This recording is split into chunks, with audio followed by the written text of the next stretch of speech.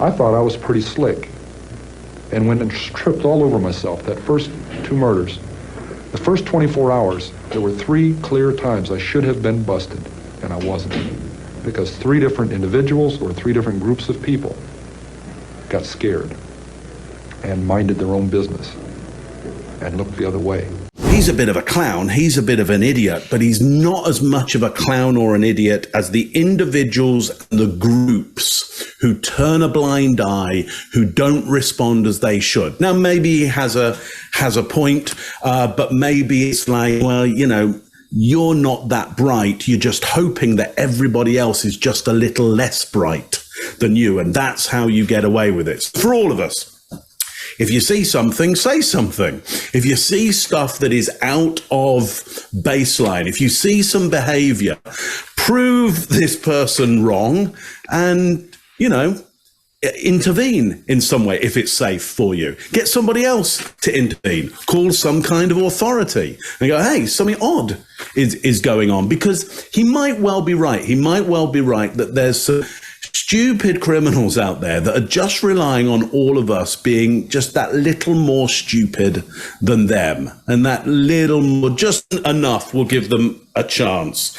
And again, there's the concern in his head. He doesn't understand it. He can't understand why people would have turned a blind eye, as he makes it out. Now, also, he's a narcissist, so also he's going to make out that everybody else is stupid as well. So we can't be entirely reliant on his story. But Chase, what do you got on this one?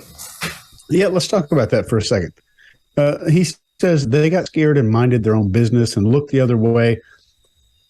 If you live in a house with several people and you walk by a full trash can, you might decide right then to snatch it up, take it outside, but it's more likely for most humans that you'll assume someone else might walk by and do it in a few minutes.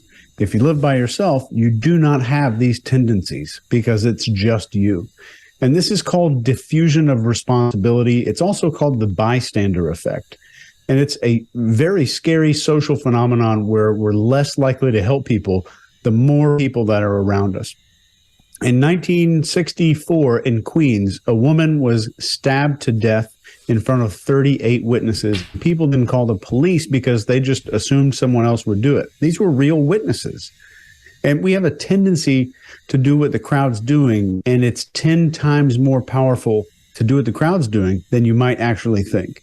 We also have a tendency to assume somebody else is going to take care of situations when there's multiple people around. This is the reason these people, in this case, minded their business, so to speak. And this is a critical thing to teach to your kids, everybody you know. And just knowing about this alone can reduce its effects on your future situations. There's no vaccine for this, but this is as close as you can get. Just understanding this could save your life or somebody else's in the future. Greg? Yeah, I think when we look at military people, we typically think of people who run toward danger. Same with cops, same with firefighters. That's a trait that you either have when you go there or it's taught to you. You can teach yourself any of those traits. You can also teach yourself to be suspicious. My wife will tell you when I'm driving along the road and I live in rural Georgia and I see someone looking around at the trunk of their car near the edge of something, I'm like, well, that's what they got in their trunk before we go much further. So I slow down because you never know. People get thrown out all the time.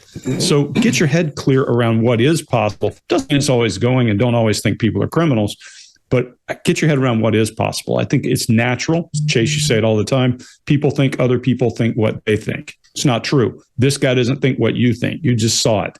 So pay attention. If you like this video, get the full body language breakdown and analysis on our main channel by clicking this video right here.